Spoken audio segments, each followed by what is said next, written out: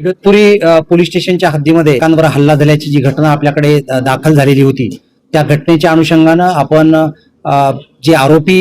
9 आरोपी याच्यामध्ये अटक केलेले होते. त्या 9 आरोपीला अटक केल्यानंतर उर्वरित जे आरोपी होते, जे निष्पन्न झालेले आरोपी होते, त्यामध्ये इतर जे मुख्य आरोपी आहेत, पहिल्या 4 मुख्य आरोपी व्यतिरिक्त आणखी जे 3 मुख्य आरोपी होते, त्या 3 मुख्य आरोपींना आपण सकाळी जे आहे तर यांना या ठिकाणी मुंडेगाव परिसरातून आपण ताब्यात घेतलेला आहे. याच्यापूर्वी हे जे आरोपी आहेत, मी त्या दिवशी सांगितल्याप्रमाणे शहापूर, आटगाव, त्याचबरोबर लाहे अशा प्रकारच्या भागामध्ये हे भाग कंटिन्यू फिरताना आढळून येत होते आणि त्यातून आपण ह्या तिघांना जे आहे ते तिघांना या ठिकाणी अटक केलेली आहे. त्याच्यामध्ये त्यांचे जे नाव आहेत,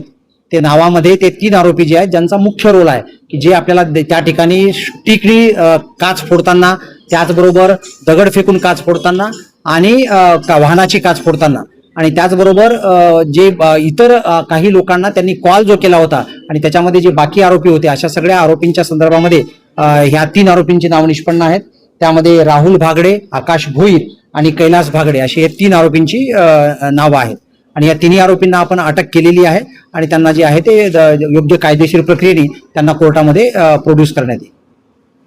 त्यांची जी 2 व्हीलर जी आहे, ती 2 व्हीलर आपण ताब्यात घेतलेली आहे. त्या अनुषंगानं कुठला मुद्दा जो आहे, तो तुमचा मुद्दा कुठल्या अनुषंगानं आहे हा मला काही आता सांगता येणार नाही, परंतु ते जे आहे ते आपण 2 व्हीलर ताब्यात घेतलेली आहे. आणि त्याच्यानंतर दुसरा जो मुद्दा आहे, त्यांची बलेनो नावाची जी गाडी होती, ती बलेनो गाडी जी आहे ती आणखी ताब्यात आपल्याला नाही, तर त्या गाडीच्या अनुषंगानं आपला तपास. त्याचबरोबर दुसरा जो मुद्दा आहे, तो दुसरा मुद्दा की इतर आरोपी आणखी सुद्धा काही जे आरोपी स्पॉटवरती होते, असे 2 आरोपी आपल्याला आणखी त्याच्यामध्ये आरोपी म्हणण्यापेक्षा संशयित आपल्याला माहिती मिळालेली आहे. तर त्या संशयिताचा काही रोल आहे का, हे पण आपण याच्यामध्ये उर्वरित तपासामध्ये आपण